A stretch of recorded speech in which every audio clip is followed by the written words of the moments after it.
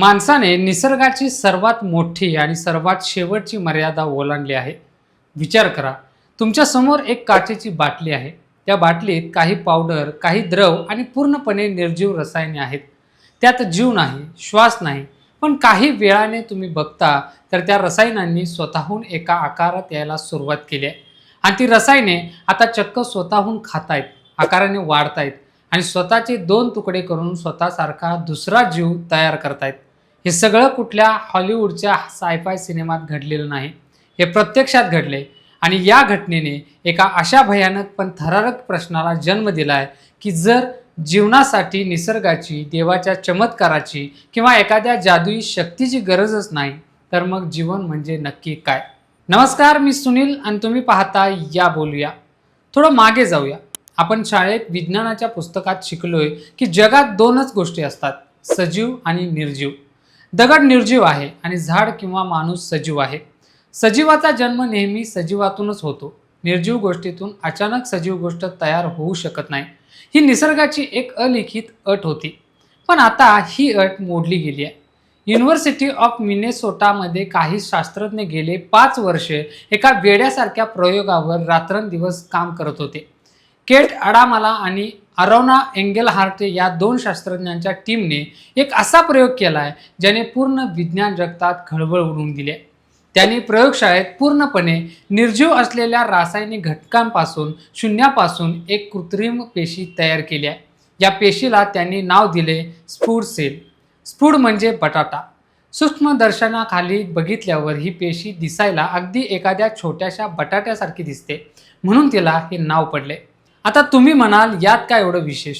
याआधी पण शास्त्रज्ञांनी क्लोनिंग केलंय, लॅबमध्ये प्राण्यांचे प्रयोग केलेत. पण इथे एक खूप मोठा आणि मूलभूत फरक आहे. आतापर्यंत आपण जे काही करत होतो ते एका जिवंत गोष्टीत बदल करून करत होतो.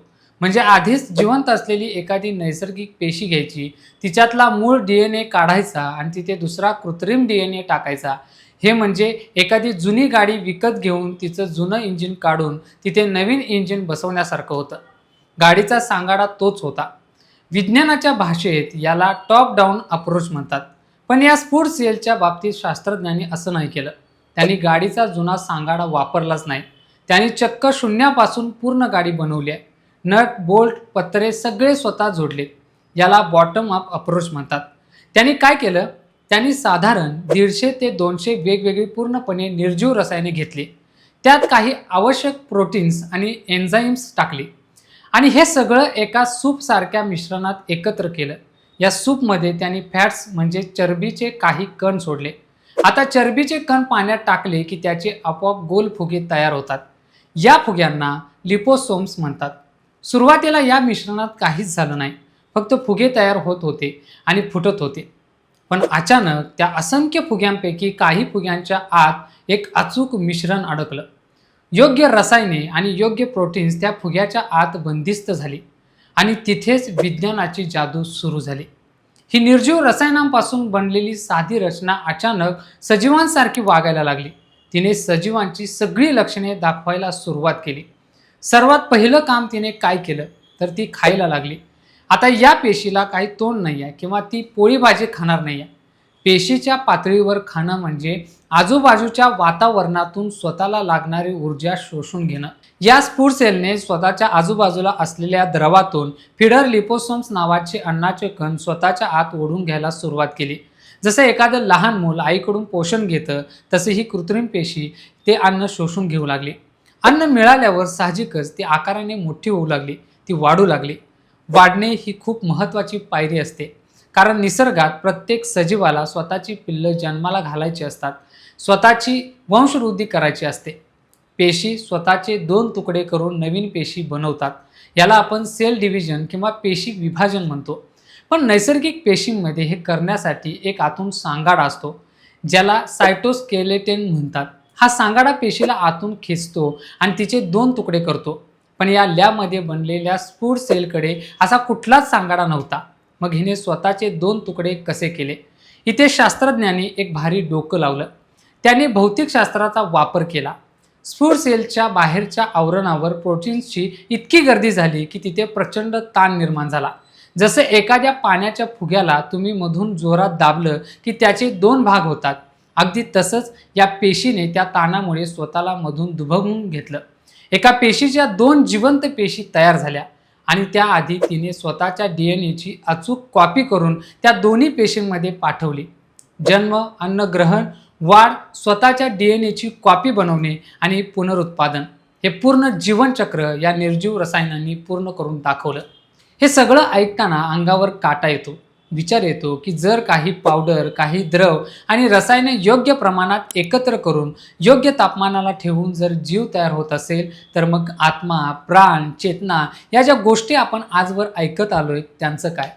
काय ही स्फुट सेल खरोखर जिवंत आहे? हाच प्रश्न जेव्हा शास्त्रज्ञांना विचारला गेला तेव्हा त्यांनी खूप सावध आणि स्पष्ट उत्तर दिलं. ते म्हणाले, नाही, ही पेशी पूर्णपणे जिवंत नाही. तुम्ही तिला एक स्वतंत्र सजीव म्हणू शकत नाही. याचं कारण काय? कारण ती स्वतःच्या जीवावर जगात तग धरू शकत नाही. तिला स्वतःची प्रथिने बनवण्यासाठी रायबोसोम्स नावाच्या एका यंत्रणेची गरज असते, जी ती स्वतः बनवू शकत नाही. ती यंत्रणा शास्त्रज्ञांना तिला बाहेरून भरवावी लागते. तिला जगवण्यासाठी लॅबमध्ये सतत लक्ष ठेवावं लागतं आणि मुख्य म्हणजे 5 ते 10 पिढ्या जन्माला घातल्यानंतर ही पेशी काम करणं थांबवते. तिची सिस्टीम कोलमडून पडते. तिचा डीएनए पुढच्या पिढीत नेहमीच अचूकपणे जातो असं नाही, तिथे चुका होतात. त्यामुळे या घडीला तिला जिवंत सजीव म्हणता येणार नाही.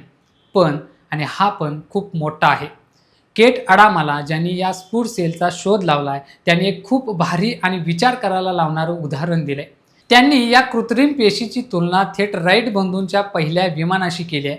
आठवून बघा, राईट बंधूंनी जेव्हा इतिहासातलं पहिलं विमान बनवलं तेव्हा ते काय आकाशात तासनतास ढगांच्या वर उडत नव्हतं. ते फक्त 100 फूट उडालं आणि खाली आलं. ते विमान खूप कमकुवत होतं. त्याला विशिष्ट हवा लागायची. पण त्या 100 फूट उडण्याने जगाला एक खूप मोठी गोष्ट सिद्ध करून दाखवली. तिने हे दाखवून दिलं की हवेपेक्षा जड असलेली माणसाने बनवलेली गोष्ट हवेत उडू शकते. हवेचे नियम माणसाला समजलेले आहेत. स्फुट सेलचंही अगदी तसंच आहे. ती आज खूप कमकुवत आहे. ती फक्त लॅबच्या कंट्रोलमध्येच जगू शकते. पण तिने हे सिद्ध केले की जीवन निर्माण करण्यासाठी कुठल्याही गूढ किंवा जादुई स्पार्कची गरज नाही आहे. रसायनांचे नियम आणि योग्य इंजिनिअरिंग जीवनाची निर्मिती करू शकतात. आणि गंमत बघा, डार्विनचा उत्क्रांतीचा नियम तुम्हाला माहिती असेल. Survival of the fittest. जो परिस्थितीशी जुळवून घेईल, तो सर्वात ताकदवान असेल, तोच टिकेल. या निर्जीव रसायनांपासून बनलेल्या पेशींनी चक्क हा डार्विनचा नियम पण पाळून दाखवला. शास्त्रज्ञांनी काय केलं? या स्फुट सेलचे 2 प्रकार बनवले. एक साधी मूळ पेशी आणि एक जिच्या डीएनएमध्ये थोडा बदल केलाय अशी अपडेटेड पेशी. दोन्ही पेशींना त्यांनी एकाच द्रावणात सोडलं जिथे अन्न मर्यादित होतं. आणि तुम्हाला आश्चर्य वाटेल, 5 पिढ्यांनंतर त्या अपडेटेड पेशीने वेगाने अन्न खाऊन वेगाने वाढून त्या साध्या पेशीला स्पर्धेत हरवून टाकलं. तिने संपूर्ण लोकसंख्येवर स्वतःचं वर्चस्व निर्माण केलं. एका पूर्णपणे कृत्रिम प्रणालीमध्ये निसर्गाचा हा जीवघेणा खेळ सुरू झाला होता. विचार करा, याचा अर्थ काय होतो? जर आपण एखादी पेशी शून्यापासून बनवू शकतो, तर आपण तिला हवं तसं कंट्रोल पण करू शकतो. आजवर आपण कॉम्प्युटरमध्ये कोडिंग करत आलोय, सॉफ्टवेअर बनवत आलोय, पण या स्फुट सेलमुळे आपण आता थेट जीवनाचं कोडिंग करू शकणार आहोत. नैसर्गिक माणसाचा डीएनए बघितला तर तो अब्जावधी बेस पेयर्सचा असतो, खूप गुंतागुंतीचा. पण या स्फुट सेलचा डीएनए फक्त 90,000 बेस पेयर्सचा आहे. म्हणजे ही पेशी अत्यंत सोपी आहे.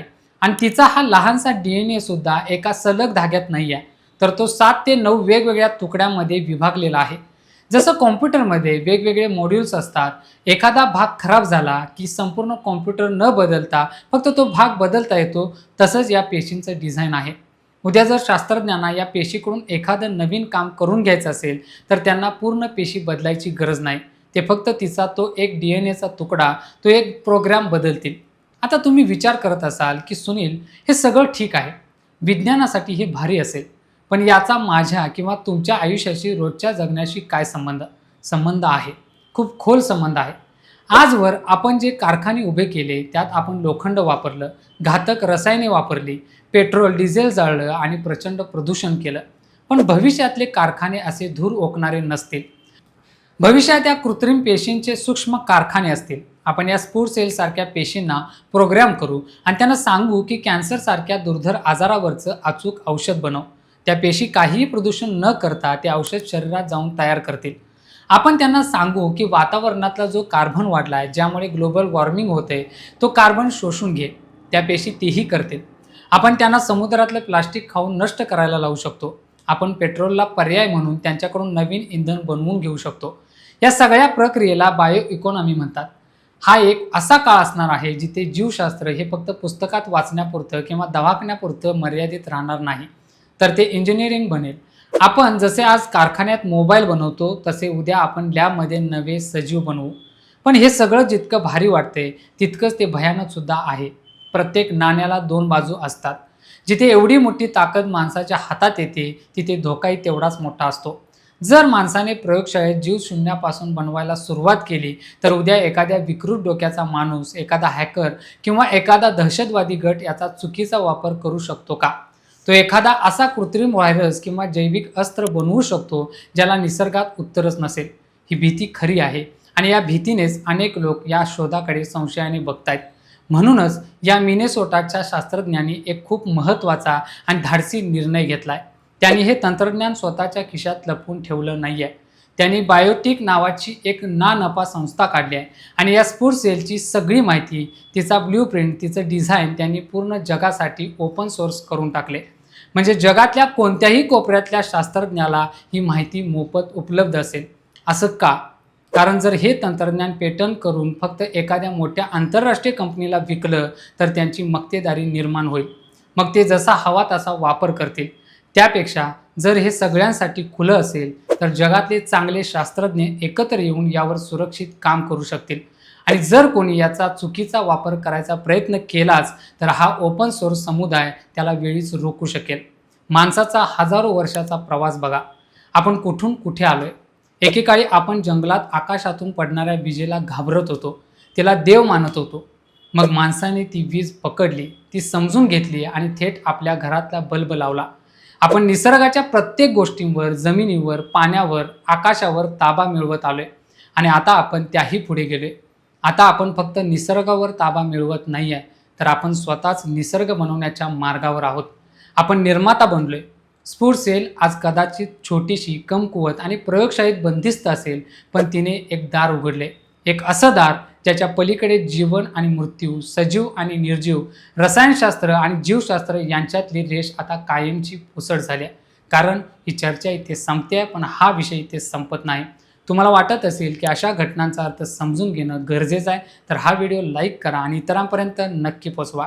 तुमचं मत, तुमचा अनुभव, तुमचा दृष्टिकोन कमेंट्समध्ये नक्की सांगा आणि अशाच वेगवेगळ्या विषयांवर बोलण्यासाठी चॅनेलला सबस्क्राईब करा. आजच्या व्हिडिओत इतकंच. नवीन व्हिडिओत नवीन विषयासोबत पुन्हा भेटूया. या बोलूया.